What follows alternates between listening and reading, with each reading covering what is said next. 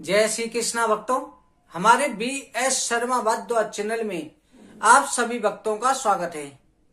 भक्तों, आज हम माघ मातम के 13वें दिन की कथा का वर्णन कर रहे हैं। इस कथा के श्रवण करने से सभी प्रकार के पापों का नाश होता है और भगवान श्री नारायण की कृपा प्राप्त होती है। साथ में मानसिक शांति का एक उपाय भी बताएंगे। आप सभी ध्यान लगा करके माघ मातम की कथा का श्रवण करें। गजाननं भूतगणादिसेवितं कपेथ्यम्बुफलचार्वक्यणं उमासुतं शोकविनाशिकारिकं नमामि विघ्नेश्वरपारिपङ्कजम्। गुरुर्ब्रह्मा गुरुर्विष्णुः गुरुर्देवो महेश्वरः गुरुर्साक्षात् परं ब्रह्म तस्मै श्री गुरुवे नमः। नारायणं नमस्कृत्यं नरं चैव नरोत्तमं देवीं सरस्वतीं व्यासं ततो जयमुदीरयेत्। सप्रथम भगवान श्री राधा कृष्ण के चरण कमलों में प्रणाम करके श्री व्यास जी महाराज, सरस्वती देवी एवं सदगुरुदेव के चरणों का ध्यान करते हुए अपने माता पिता सभी पूजनों का आशीर्वाद लेते हुए भगवान श्री बांके बिहारी मुरली मनोहर से प्रार्थना करते हैं, गोविंद हमको सद्बुद्धि देना, धर्म का रास्ता दिखाना, अपनी भक्ति और कृपा दृष्टि शरणाए रखना। बोलो माघ मातम की जय। श्री व्यासी महाराज कहते हैं कि सूजी दत्तात्रेय ऋषि सहस्त्रार्जुन को बतलाते हैं कि राजा सहस्त्रार्जुन, यमदूत कहने लगा कि हे विकुंडल, भगवान को प्राप्त करने के गृहस्थी में अनेक साधन हैं। अनेक प्रकार से परमात्मा को प्राप्त करने के साधन कहे गए हैं। भगवान को प्राप्त करने के लिए नवदा भक्ति भी है। श्रवणम कीर्तनम विष्णु स्मरणम पाद सेवनम अर्चनम वंदनम दास्यम तथा साख्य आत्म निवेदनम। श्रवण भगवान की कथा सुनना, भगवान की लीलाओं का गुणगान सुनना। श्रवण भक्ति सबसे बड़ी श्रेष्ठ कही गई है। पहले नंबर पर भगवान की कथा सुनने की, भगवान की लीला श्रवण करने की भक्ति है। श्रवण कीर्तनम दूसरी आती है कीर्तन करना, भगवान के नामों का संकीर्तन करना। श्री कृष्ण गोविंद हरे मुरारे, हे नाथ नारायण वासुदेवा, या हरे राम राम राम हरे हरे, हरे कृष्ण कृष्ण कृष्ण हरे हरे। इन महामंत्रों का जाप करके संकीर्तन करना, ये दूसरी भक्ति है। स्मरणम भगवान का ध्यान करना। आप किसी की याद करते हैं और उसकी याद में बहुत खो जाते हैं। इसी तरह से अगर आप परमात्मा की याद में खो जाते हैं, परमात्मा का ध्यान करते हैं, जैसे अपने बच्चों की याद आती है, माता पिता की याद आती है, सगे संबंधी की याद आती है, वैसे कभी अपने परम पिता की भी तो याद किया करो, परमात्मा को भी याद किया करो। परमात्मा को याद करना ये तीसरी भक्ति है। पाद सेवनम, पाद सेवन कहा जाता है। चौथी भक्ति भगवान की सेवा करना, भगवान को स्नान कराना। लड्डू गोपाल जी को स्नान कराते हैं, शिवलिंग पर जलाभिषेक करते हैं, ये पाद सेवन। अर्चनम भगवान को अर्घ देना, सूर्य भगवान को अर्घ देते हैं। इस तरह से भगवान का स्वागत करना। भगवान की जब उत्सव होते हैं, जन्माष्टमी होती है, शिवरात्रि होती है, नवरात्रि होती है, सजावट करना, भगवान की तैयारियां करना। वंदनम भगवान की स्तुति करना, पाठ करना। जो प्रातः काल आप भगवान का पाठ करते हैं, सायकाल के समय भगवान की पाठ स्तुति करते हैं। दास्यम भगवान का सेवक बन जाना। मंदिर में झाड़ू लगाते हैं, सफाई करते हैं, भगवान के मंदिर को साफ करते हैं, तीर्थों में सेवा करते हैं, भंडारों में सेवा करते हैं, गुरुद्वारों में सेवा करते हैं, तथा साक्ष्य आत्मनिवेदनम, और नौवीं भक्ति हो जाती है आत्मा का निवेदन करना, जान कि अपने आप को परमात्मा के समर्पण कर देना कि प्रभु संसार में मेरा जो कुछ है, मेरे लिए जो कुछ आपने दिया है सब कुछ आपका है। ये मकान मैंने नहीं, आपने बनाया। आज मुझे भोजन प्राप्त हुआ, आपकी कृपा से हुआ। मुझे पारिवारिक सुख मिला, आपकी कृपा से मिला। तन मन धन सब कुछ है तेरा। भगवान को सब कुछ अर्पण कर देना। किसी कवि ने सच कहा है, भगवान की हम आरती गाते हैं, बड़े प्रेम के साथ में परमात्मा की आरती गाते हैं। ओम जय जगदीश हरे स्वामी जय जगदीश हरे, भक्त जनों के संकट क्षण में दूर करे। फिर इसकी लास्ट की कड़ी आती है, ताने माने धन सब कुछ है तेरा। स्वामी सब कुछ है तेरा, तेरा तुझको अर्पण क्या लाग है मेरा। हम परमात्मा के सामने इस चौपाई को, इस आरती की कड़ी को, लास्ट लाइन को गाते हैं, परंतु निभाते नहीं हैं। अभी आपसे कहा जाए चलो मंदिर में सेवा करनी है, भंडारे में सेवा करनी है, गुरुद्वारे में सेवा करनी है, तो आप क्या कहेंगे? नहीं, आज मुझे काम लगा हुआ है, आज मुझे वहां जाना है। तन भी अर्पित नहीं हुआ। तन से फिर कहा जाए चलो तीर्थ यात्रा करने चलते हैं, तब भी आप कहेंगे नहीं, हमें काम लगा हुआ है, फुर्सत में जाएंगे। तन से भी आप परमात्मा की इस बात को भी झूठी कर देते हैं कि तन भी तेरा। फिर उसके बाद में जो है, फिर आपसे कहा जाए कि धन की सेवा दे दो। भंडारा हो रहा है, मंदिर का निर्माण हो रहा है, गुरुद्वारे का निर्माण हो रहा है, सेवा दे दो। तो उस समय पे भी नहीं, हमारी इतनी वश की है। हाँ, शक्ति के अनुसार दो आप, परंतु कई तो कहते आज नहीं, हम कल दे देंगे, टाल देते हैं।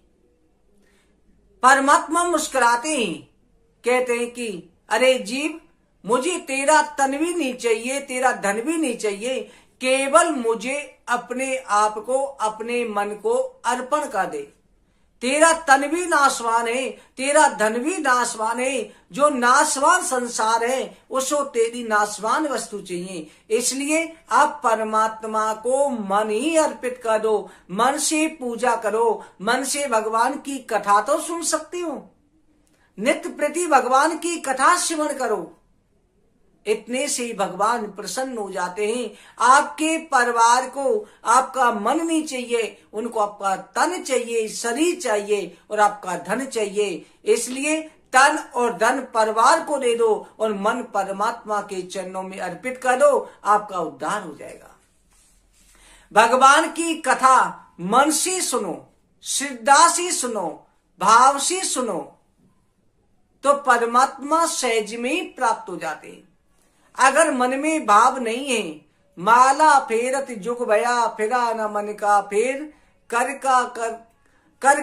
का डाल दे मन का फेर। आप जो कर रहे हैं, उंगलियों से माला को जप रहे हैं, आपको पूरा जीवन बीत गया, परंतु परमात्मा की प्राप्ति नहीं हुई, क्योंकि आपका मन एकाग्र नहीं है। इसलिए गृहस्थी में रह करके ही आप परमात्मा को प्राप्त कर सकते हैं। गृहस्थी में रह करके, जैसे सालग्राम शिला का अकल की कथा में पूजन बताया, फिर यमदूत कहता है कि विकुंडल, जो व्यक्ति एकादशी के व्रत को करता है, आप कोई भी व्रत नहीं कर पाते हैं, केवल महीने में 2 एकादशी आती हैं, एकादशी को व्रत कर लें, वो कभी यमराज के लोक को नहीं जाते, वो जन्म मरण से मुक्त हो जाते हैं। एकादशी के व्रत की महिमा देवता भी नहीं कह सकते। आप शिव पुराण लो, अग्नि पुराण लो, देवी पुराण लो, विष्णु पुराण पढ़ो, भागवत पुराण पढ़ो, हर पुराण के अंदर एकादशी की श्रेष्ठता का वर्णन किया गया है। मास की दोनों एकादशी भगवान पद्मनाभ के दिन है, इसलिए जब तक मनुष्य एकादशी का व्रत नहीं करता तब तक ही उस व्यक्ति के जीवन में पापों का वास होता है। एकादशी का व्रत जो करता है तो सारे पापों से मुक्त हो जाता है, परंतु एकादशी व्रत के दिन नास्तिक व्यक्तियों से बातचीत नहीं करे, यथाशक्ति अपनी श्रद्धा के अनुसार दान अवश्य करे। अगर आपकी 1 रुपए की बस की 1 रुपया ही दान करो, जो भी शक्ति हो। ये नहीं कि हमारी बस की 10 की हम कर रहे 100 का, ऐसा नहीं करना चाहिए। यथाशक्ति दान किस लिए किया जाता है कि ना जाने लक्ष्मी जो होती है नारायण की होती है, इसलिए नारायण के प्रति जरूर अर्पित करनी चाहिए। एकादशी के दिन में हजारों अश्वमेध यज्ञ, सैकड़ों वाजपेयी यज्ञ एकादशी व्रत की 16वीं कला के बराबर भी नहीं है। एकादशी के दिन प्राणी व्रत करने से 11 इंद्रियों से किए गए पापों का नाश होता है। एकादशी तिथि 11वीं आती है। हमारे शरीर में जो इंद्रिय होती हैं वो भी 11 इंद्रिय होती हैं। आंख, नाक, कान, मुंह, लिंग, गुदा, ये सभी मिलाकर के 11 हो जाती है मन समेत। तो इन 11 इंद्रियों से किए गए पाप एकादशी के व्रत करने से नष्ट हो जाते हैं। इसलिए गंगा, गया, काशी, पुष्कर, कुरुक्षेत्र, यमुना, चंद्रभागा कोई भी एकादशी के व्रत की बराबरी नहीं कर सकता। इस दिन व्रत करने से मनुष्य अनायास ही वैकुंठ को प्राप्त हो जाता है।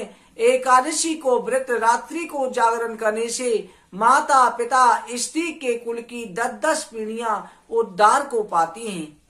पीताम्बरधारी होकर के भगवान के निकट रहते हैं। बाल, युवा, वृद्ध सब तथा पापी भी व्रत करने से नरक में नहीं जाते। यमदूत कहता है, वैश्य सुख में तुमसे नरक से बचने के लिए मैं कहता हूं, नरक से बचने के लिए प्राणी को एकादशी का व्रत अवश्य करना चाहिए। बालक, बुजुर्ग, रोगी इनको छोड़ करके बाकी सभी को एकादशी का व्रत अवश्य करना चाहिए अगर सामर्थ्य है तो। 15 दिन में एक दिन एकादशी का व्रत अवश्य करना चाहिए। परंतु एकादशी व्रत का ये नहीं होता कि आप पूरे दिन खाने में लगे रहो। कई भक्तों को देखा है एकादशी आने वाली होती है, उससे एक दिन पहले बाजार में सामान खरीदने पहुंच जाते हैं। बाजार से ये कुटू का आटा लिया, ये सिंगाड़े का आटा लिया, ये फलों की थैलियां ली, और दिन नहीं खाते, उससे दुगना एकादशी के दिन खाते हैं। एकादशी का व्रत का मतलब क्या है? एकादशी का मतलब होता है कि आत्मा की जितनी तृप्ति हो जाए, जिससे पर शरीर चल जाए, उतना फलाहार करना चाहिए। ये नहीं कि आप जो दिन भर खाते ही रहो, फिर वो व्रत क्या हुआ। मन में सोचते हैं कल एकादशी है, कल तुम गाजर का हलवा बनाएंगे, घिया की बर्फी बनाएंगे, पंचमेवा लाके ड्राई फ्रूट लाके रख लेते हैं, दिन भर खाना। ये मत करना चाहिए। एकादशी व्रत को व्रत की तरह रखो। ये नहीं अन्न छोड़ के सब कुछ खा रहे। हाँ खाओ, तृप्ति के लिए खाओ। अगर आपको परेशानी है, शरीर में बीमारी है, गैस की प्रॉब्लम है, आपको डायबिटीज की परेशानी है, तो खा सकते हैं। बस स्वस्थ हस्त पुष्ट हैं, फिर भी आज मेरा शरीर कमजोर नहीं हो जाता तो दिन भर खाते रहो, ऐसा नहीं होना चाहिए। एकादशी व्रत को व्रत की तरह रखना चाहिए। एकादशी को अगर श्रद्धा भाव से पूर्ण विधि से रखा जाता है तो एकादशी के द्वारा बड़े से बड़े पाप नष्ट हो जाते हैं। जीवन में चाहे कुछ किया चाहे नहीं किया, एकादशी का व्रत कर लिया, सारे कार्य सिद्ध हो जाते हैं, हर प्रकार की मनोकामना पूरी हो जाती है।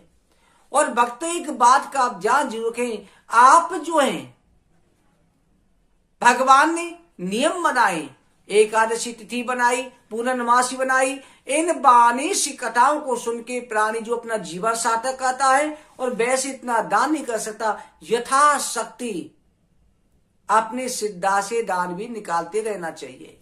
इससे धन की शुद्धि होती है। जैसे शरीर की शुद्धि एकादशी व्रत करके, भजन करके, भगवान की तीर्थ यात्रा करके होती है, वैसी धन की शुद्धि धन के दान से होती है।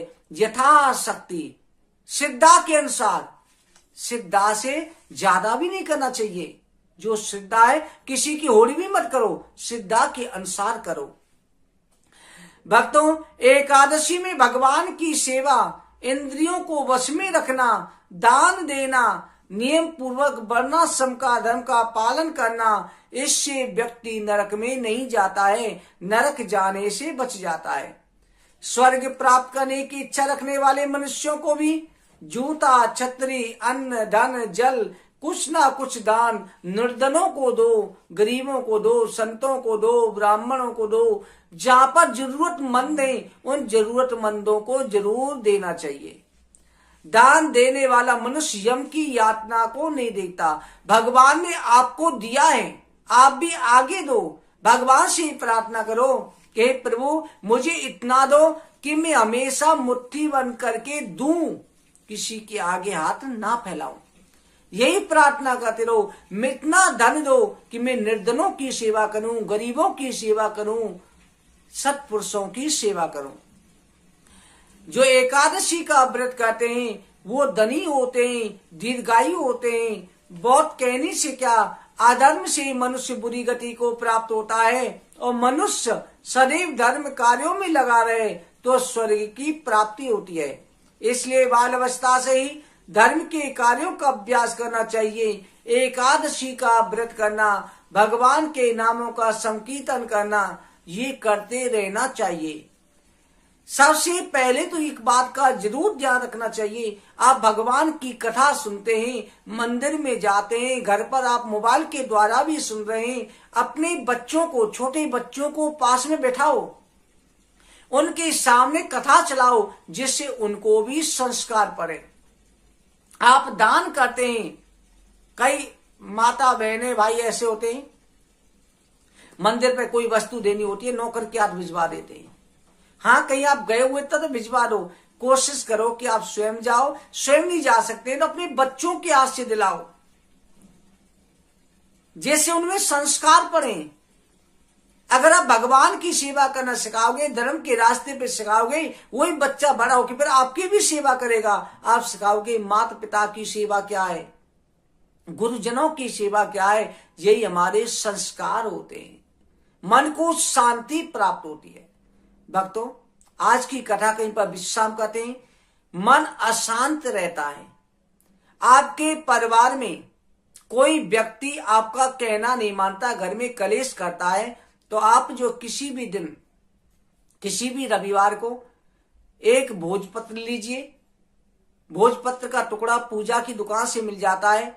लाल स्याही से या लाल पेन से उस व्यक्ति का नाम लिखें और उसको नाम लिख के नीचे 3 बार ओम शांति शांति शांति लिख करके भोजपत्र को फोल्ड करके शहद में डुबो के शीशी में ढक्कन बंद करके रख दे। उसे जो एकांत में रख दें, किसी भी जगह एकांत में छिपा करके, जैसे घर का मंदिर होता है, मंदिर में भगवान की फोटो के पीछे छिपा के रख दें। 40 दिन के बाद उसे जल में प्रवाहित कर देना या पीपल के नीचे रखाना। आप देखना 1 हफ्ते के बाद में उस व्यक्ति का जब आप रखोगे, मन शहद की तरह शांत होने लग जाएगा और वो व्यक्ति आपकी बात भी मानेगा, घर में सुख शांति भी लौट आएगी। अगर आपका भी मन परेशान है तो आप अपने नाम से कर सकते हैं। आप इस उपाय को करें। भगवान श्री बाल कृष्ण की कृपा आपके ऊपर बनी रहे। आप सभी को जय श्री राधे। जय जय श्री राधे, जय जय श्री राधे, जय जय श्री राधे श्याम।